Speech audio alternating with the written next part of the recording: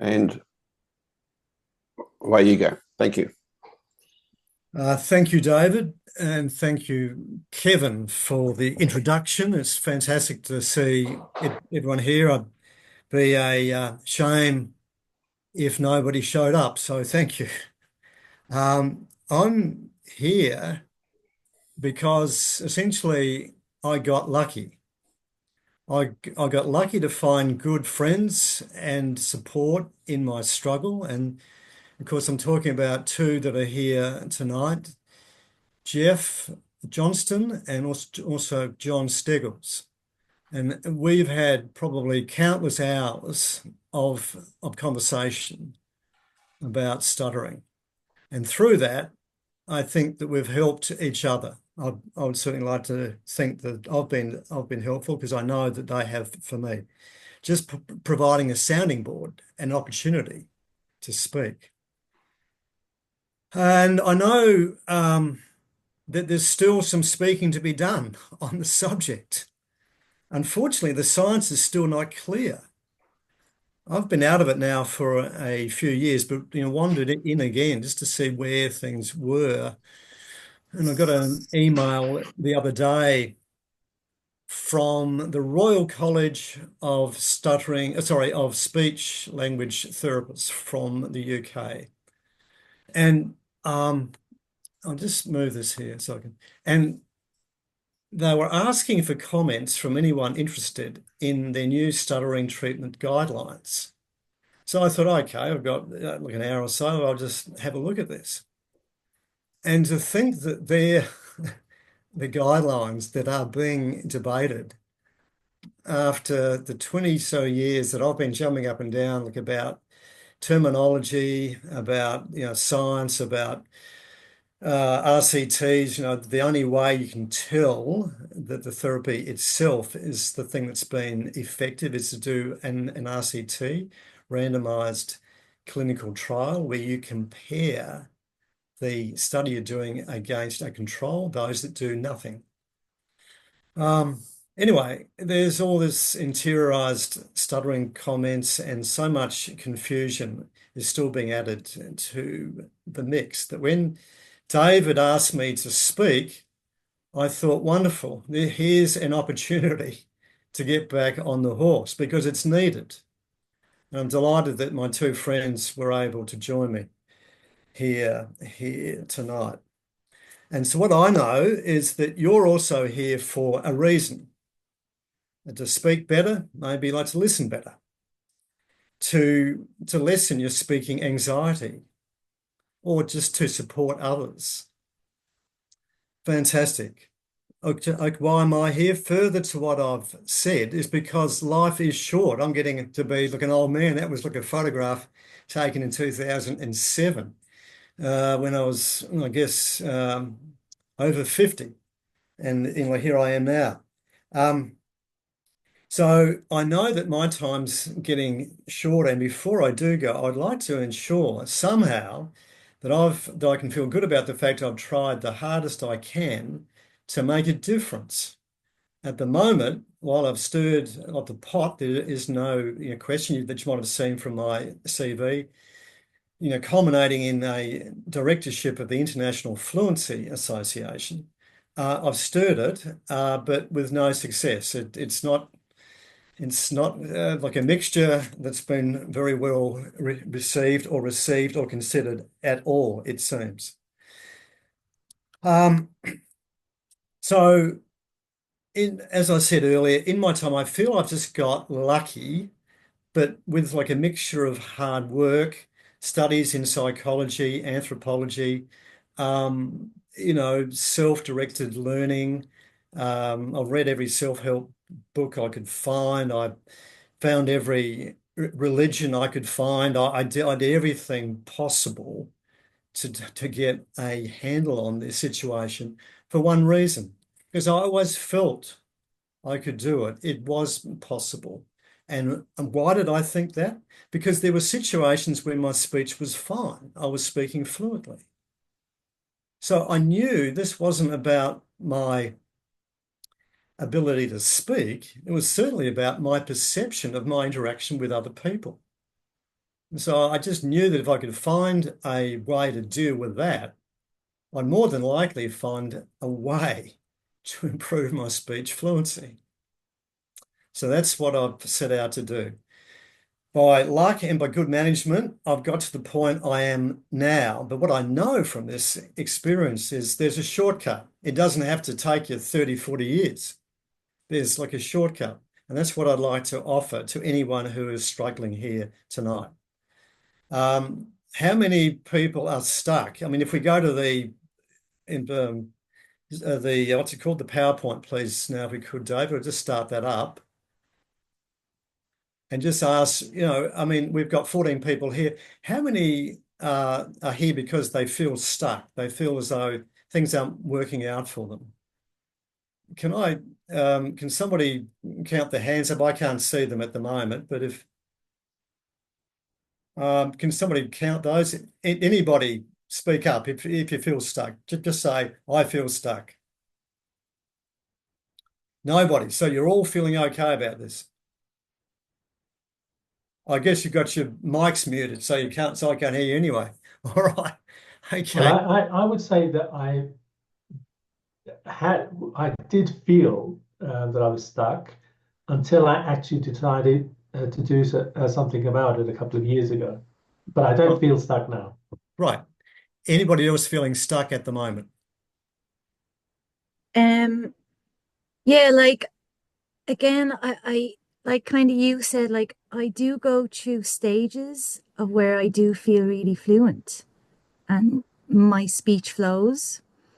But then other times it just turns around and I feel really blocked. Then I don't know. Yeah. So it kind of comes and goes. Nothing is very consistent. When I'm fluent, I feel great. But when I'm not fluent, I don't really feel good. So I suppose sometimes, yeah, I do feel stuck. Okay. Mm. Thank you. Can I just ask, is that about the situation? Do you find, is that, say you're going to a cafe, do you sometimes stutter there or sometimes not? Or is it only when you go to a particular situation that you have the difficulty? Yeah, like I found what you said very interesting about like having conversations with people and maybe your perception. I feel when I'm nervous or anxious, that kind of affects um my fluency, so yeah. Okay. Yep. All right. No, Mm. good. Thank you. Anybody else feeling stuck? Okay. Sandra. All right. This is going to be very helpful for you. And I'm suggesting that other people just might like to reflect and maybe add or, tweak things that I'm saying. Maybe there's like a better way for me like to say this. So if you've got some observations, I'll be very happy to hear them. Thank you. So we'll go to the next, if you go to this PowerPoint now, if you can, Dave.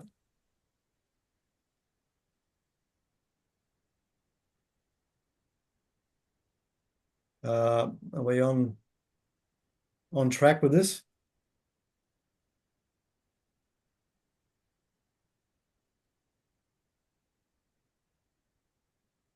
Could you not see the PowerPoint at all? You there, Mark? Yeah. Yeah. Could you see the PowerPoint at all? Don't you love technology? It was on my screen. It was on your screen. Yeah. No, we can't see the PowerPoint. I can't. Oh, I We can can't see the that. file name, but that's not the PowerPoint. I can't see it either. So you've got it, David, somewhere. okay. I don't know why it's not sharing properly. I'm sorry, it says share, but you can't see that now? Yeah, that's it. Oh, you can see it. Right. That's it. Okay. That's it. But you can go to full screen if you like. That'll Yeah. it's a bit confusing otherwise. Yeah. Just go to Look, I think slideshow. it'd be just leave it On the the way, left. if you can leave it there, Mark, the way it is, and just say next when you're ready. No, if you go to like the left, that you'll be able to. Yeah, it's not that. If you go to full screen, Yeah, Jeff knows about this sort of stuff. it's not there. Can we just proceed the way it is? Okay. All right. No problem. Okay. Okay. Well, let's start, somewhere preparing for whatever situation Sandra's going to be entering into.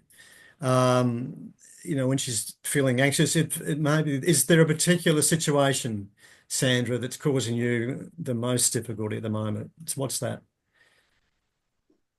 Sandra? You're right. That's it. Um, I'm not too sure. I don't think I can pinpoint something exactly. Is it the face of Just no, someone just speaking, just even speaking to people. in Nothing in what? particular, just normal speaking, just having a normal conversation, can sometimes feel like a struggle. Nothing in Okay. particular. There's nothing that you've worked out that triggers that. Nothing that is like an older person, like a younger person, an authoritative Mm, person, a person that's wearing a May, tie. What's the yeah, maybe an authoritative person authoritative um, person? Okay. All right. So might, you're about yeah, to might trigger that. Yeah. someone in authority, so that you've got to speak with that individual. And so, and look, sometimes if this is just an analogy, so what do you do? Do you try like to hide it? Do you try like to mask it? Because there are other things that maybe you could send them an email and instead of speaking with them. There are all sorts of things that people do, all sorts of things that I did. Even when you're Mm, speaking, that you're covering up, you're attempting to say something, but you then use what I would like to define as covert stuttering, where you substitute some words so that you can yeah. say something, fluently. This is, of course, not the first thing that you thought of, but you're continually monitoring your own speech and thinking ahead as to how to change that speech to sound fluent, even if you're not sounding Mm, particularly intelligent, because you're using inappropriate words or being or what's called circumlocuting, taking like a long time to say the obvious.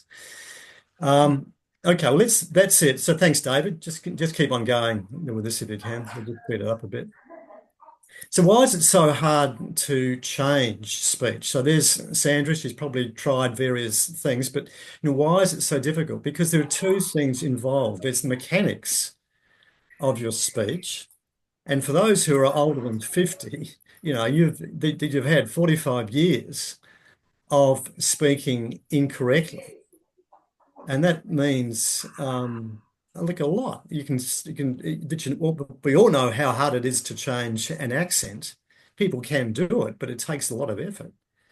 And what we're trying to do is change an accent because we've got different or incorrect speaking habits, speaking mechanics. The other thing that's tied to this is emotional responses. Speech is an emotional activity. So we've got to deal, if we want to overcome disfluencies, we have to deal with emotional change, which is obviously complex. Thanks, David. So what's needed to change? I think three things. You've got to change the mechanics. Now you can use a technique, whatever one that you want to. It can be simple as just doing like some breathing, making sure you've got air support for whatever you're saying. Or you can add, like nuances to that, like smooth speech and linking words together. Or the Maguire technique, which has these things too, but also, taking on an assertive stance. You can change your emotions, but that's difficult. That's difficult, but because it requires an awareness. Is Tim here with us? I can't see No, who's on no. board. Tim's not here tonight. Okay. Well, it just needs understanding of psychological techniques again. And these can include, and these are terms that you can look up if you wish to. I can talk quickly, look about them. But they're strategies that I came across when I was studying psychology and that I have used effectively. And the third thing you have to do is find support.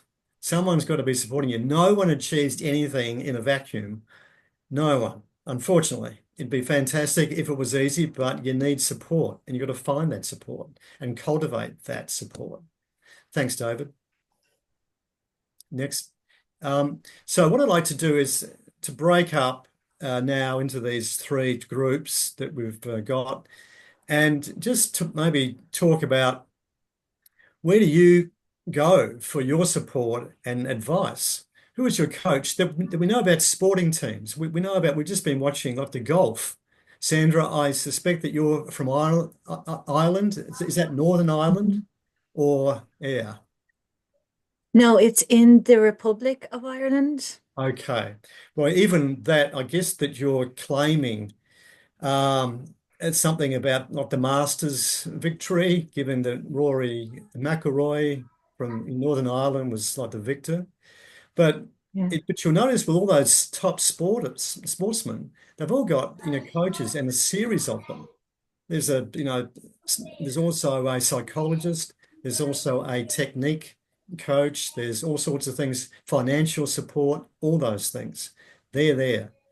And this is similar to what we've got to do for ourselves. You need a technique coach, but you also need a psychological coach too, as well, if we could afford them. If we can't, we need to steer ourselves into a support group that's going to work for us. So they're the two questions that I'd like you all to consider and maybe discuss and share with each other in what you're doing about your own support.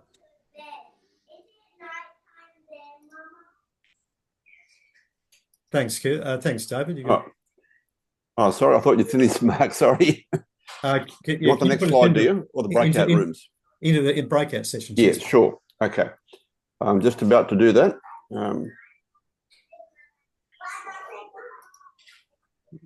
I'll just stop the studio.